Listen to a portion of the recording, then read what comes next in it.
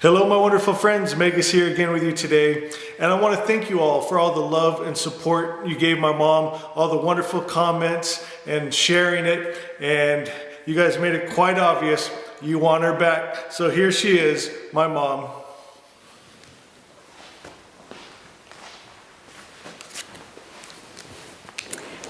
I am humbled and don't even know how to accept all the acceptance of that word, but there's just such power and such truth in the Word of God that when we speak it, it goes from one heart to another. And I think that's what everybody was feeling, just the heart of God, and that He wants our heart to be steadfast and steady in Him and not wavering. It says to have that faith that just keeps you steady. If you don't have it, then you're going to be tossed about like to and fro, the waves of the sea. And that's what God's Word does. It just sets the course for our life, and we have to stay steady on that course. And so I was asking the Lord what message would build on what we had the last one. And I was reminded of, 38 years ago, my husband and I went to a Bible study. And in this Bible study, they said that Sara, they were talking about Sara and Abraham from the old Hebrew Bible. And Sara called Abraham Lord.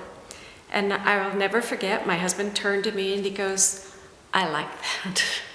You can call me Lord." And I said, "In your dreams." There was just no way I could conceive of a woman this day and age calling her husband Lord. It was just too far out there, even though I was raised in a Christian home and saw such grace and respect in my mother for my father. But Lord, there was just something in that was beyond anything I could conceive of. But in further study, came to understand that is a term of reverence and honor and believing in Him and trusting Him to lead you and guide you and to be a covering almost over you. And I wanted that. I wanted that kind of a relationship with my husband. I think we all do. And after 10 years of marriage, I wanted the spark, the thrill, the emotion of being in love and being loved. And I can honestly tell you today, girls, we've been married 48 years. When that man touches my hand, I get chills. We hold hands everywhere we go. I just love my hand in his hand. And I think that's what every woman desires. But like I said before, it's almost like we have to fight for it. There's an enemy out there that just wants to steal that blessing, that preciousness that they said when Jesus said, the two will become one flesh. It's so true. And there's such a tearing apart when it's like a wound when we're not walking together, when we're not walking in love and laughing and sharing with each other. It's a tearing apart of our own body. And so I just wanted you to know it's real, that you can have it after 48 years of marriage. Years ago, I remember, there's just such a unity that comes when you're walking as one. Jimmy and I were in Hawaii, had a beautiful time. We're with a group of people, and for me, it was that time of the month, and in Hawaii. And then I'd finished, and we were getting ready to go home. And because I was finished, I put on white pants for the airplane ride home. And we were taking a late night flight. We'd get there early in the morning. And so I curled up on the plane to go to sleep. And during the middle of the night, my husband was shaking me. And he's like, wake up, I see blood. And, I'm covered in a blanket, curled up as much as you can be, And he's telling me he sees blood. And I'm like, what? I don't know what you're saying. And he goes, go to the bathroom. I see blood. You have to go to the bathroom. So, as we usually do with our husbands, we think he's lost his mind and he's probably having a dream. And so I get up, I went to the bathroom, and sure enough, my white pants were covered in blood, but there's no physical way he could have seen it. It was covered. I was curled up in a ball. I couldn't see it until I got into the bathroom, and it was bad enough I had to tie his jacket around my waist to get off of that airplane. But God's going to work through your husband. God's going to unite the two of you so intimately, so perfectly in the spirit realm that it's going to manifest in the physical realm. And I know you all desire that, and it's possible. And I don't ever want you to forget that it is available, so that when the times come that you don't think it's possible, or little irritations. Remember in the other video I said that Jimmy and I could have divorced over sandwiches and toilet paper. The little irritations can absolutely just tear at you, tear at the fabric of that unity.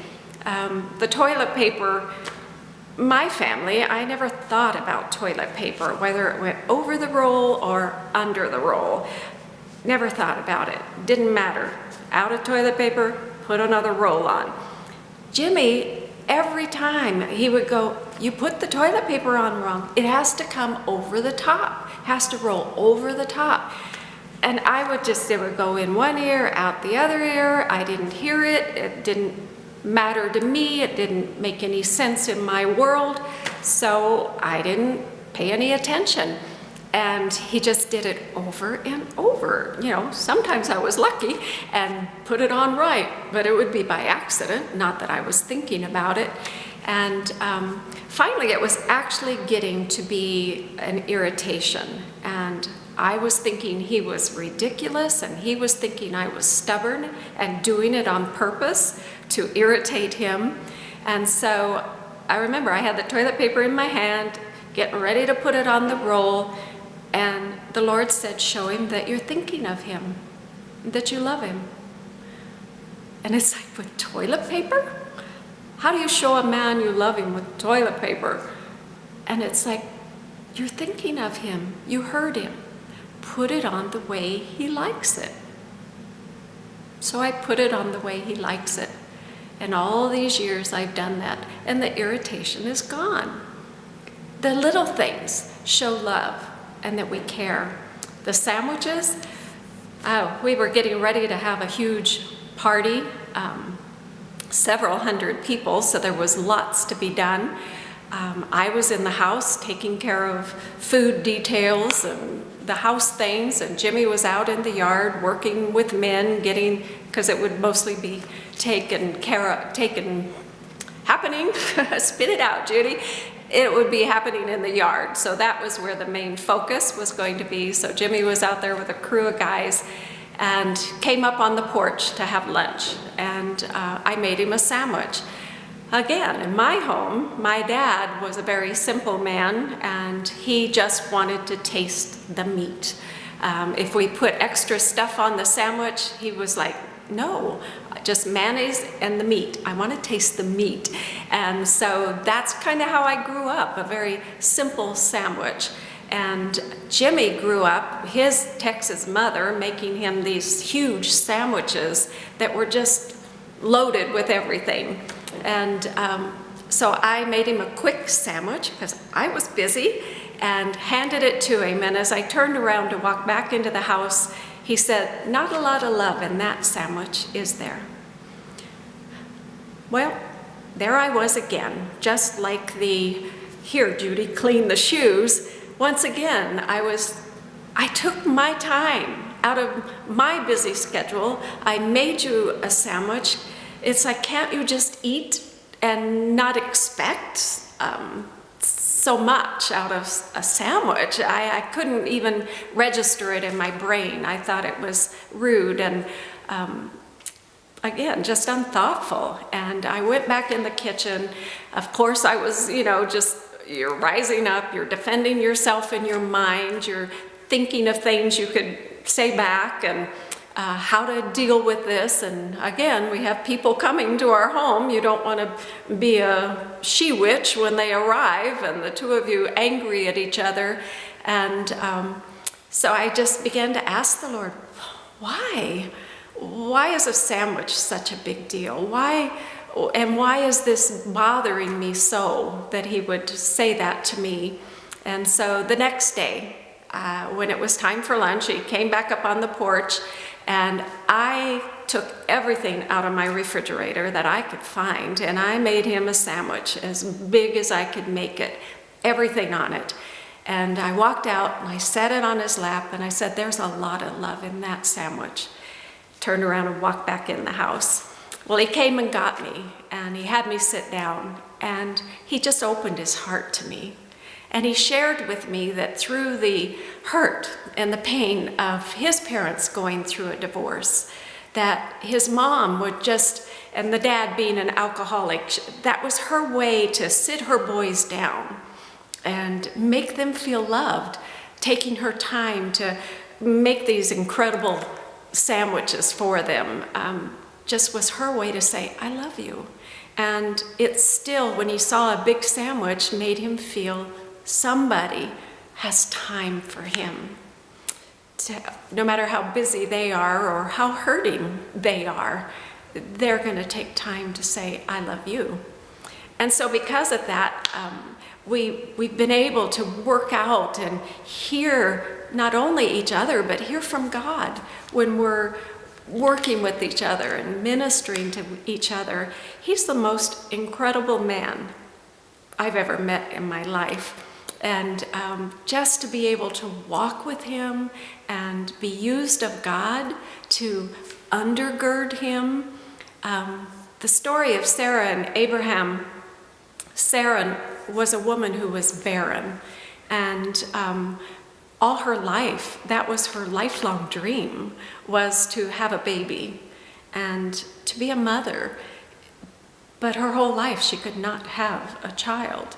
And in that day and age and that culture, actually to not have a child was almost like God had turned his back on you, because children were such a blessing from God. So it would make you wonder, why wouldn't God give me this blessing like he's given it to the other women?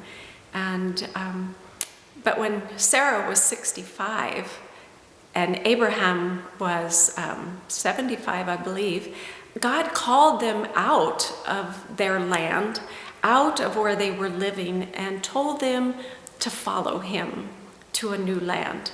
And they were chosen to bring forth the generation, the seed of the Messiah. He was going to come through that line. And they were the ones chosen. But look at their age. Sarah was well beyond the age of bearing children. And Abraham, at that age, now God's come to him and told him he's going to be the father of nations. And it was hard for them to conceive that that was going to happen. And it didn't happen right then. Actually, Sarah was 90 years old before that happened. So ladies, if you have desires in your heart that they haven't been fulfilled yet, and you're wondering why, and maybe you look at other women and you think they have something that God's withholding from you, don't give up. Don't let go. You have to hold on to it. And one of my favorite scriptures is Hebrews 11:11. It says, by faith, Sarah received strength to conceive. And I would meditate on that. By faith, Sarah received strength to conceive. To me, you just begin to envision that because God had come and spoken to them, he told Abraham, the seed's going to come through Sarah, through your wife. It's going to come through her. And as Sara meditated on it and thought about it, something began to change in her body. Not only her age, that she was 90 and well beyond childbearing age, but through all the years there had been something wrong that she couldn't have a child. But the more she meditated on God's word, the more she let it come into her being and move everything around in her cells and her body became capable to conceive. By faith, Sara received strength to conceive. Ladies, we just have to believe and not lose heart. There's a ancient Hebrew psalm, and it says, "I would have lost heart unless I had believed that I would see the goodness of the Lord in the land of the living." So many of us think that, all right, when I get to heaven, it'll be good. But no, I would have lost heart unless I believed that I would see the goodness of the Lord in the land of the living.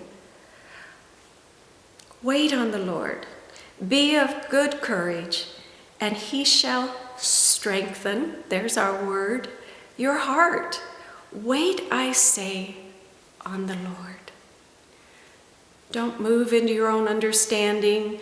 Don't get moved by the world. Don't get taken off course. Hold on to the promises of God.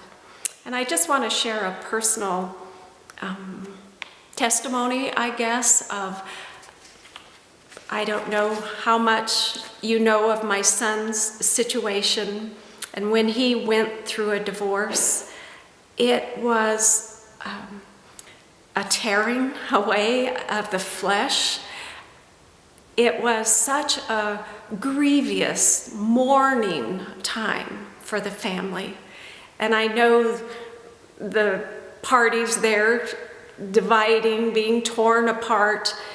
It seems like it's only them, but for the moms and the dads, the grandmas and the grandfathers, it's a tearing and spiritual tearing almost of God's perfect promise and plan.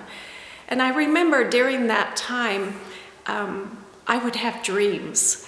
And in the dreams, I would be talking to my daughter-in-law, and we're trying to come together and convince each other of why one shouldn't do that and the other thought this. And in the dream, in the background, my little grandson was being chased by water. He was fearful and running. This water was coming after him. And we were too busy over here trying to give our opinion and why we're doing what we're doing, or why one doesn't think you should be doing what you're doing. And then I had a dream of my granddaughter, and she was in a box, and she was in there with a monster, something that frightened her so badly. There was only a little water in hers, but I just remember when she came out of the box, she was angry at me because I wasn't paying attention. I wasn't staying focused and true. I was talking to other people. And then the final dream, my son and I were standing like on a jetty that might stick out in the ocean a little bit. There was a railing and the waves were kind of coming up against it. And again, my grandson was standing next to us, but my son and I were talking. We were face to face. We were trying to figure things out. And all of a sudden, a big wave came and washed my grandson away. And I was so frightened, and I couldn't get him, and my son couldn't get him. And I woke up, and it's like, Lord, put me back to sleep till I can get him, till my son can grab him. And that dream haunted me for days. I absolutely could not forget it. I couldn't get rid of it. I couldn't find peace with it. And Mother's Day was coming, and I went to the Bible bookstore.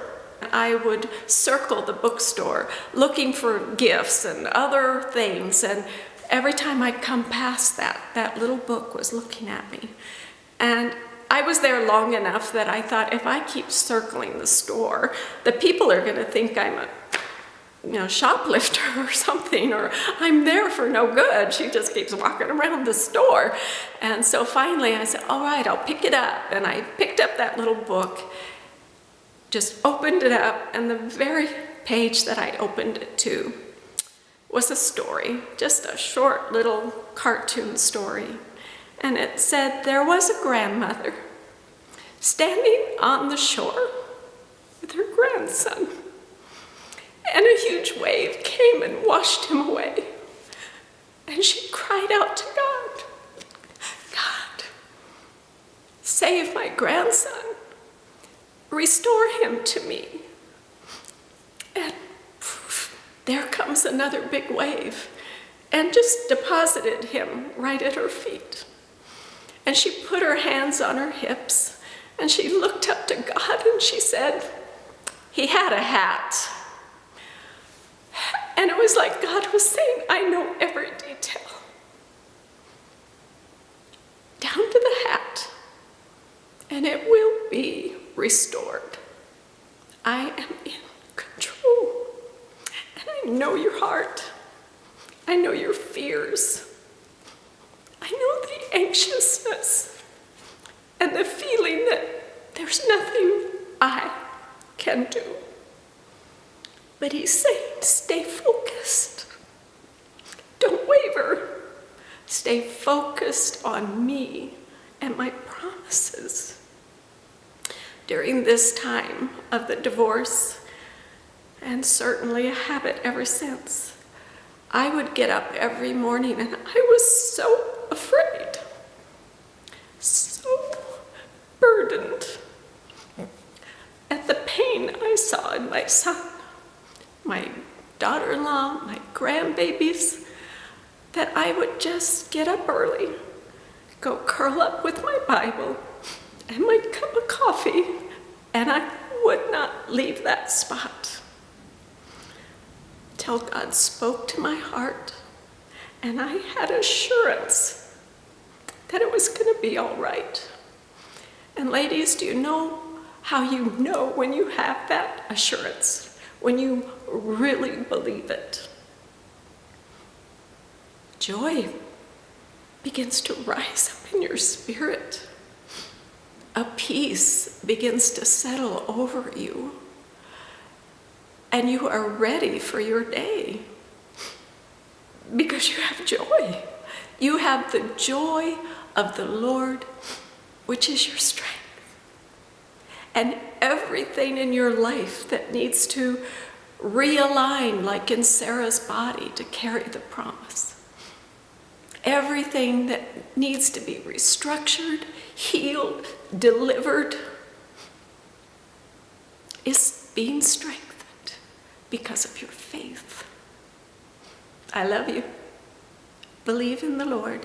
Stay focused on him. Don't start talking to other people. Don't start gossiping and pouring out on others what you're going through. Pour your heart to God and listen for his answers. God bless you. I love you.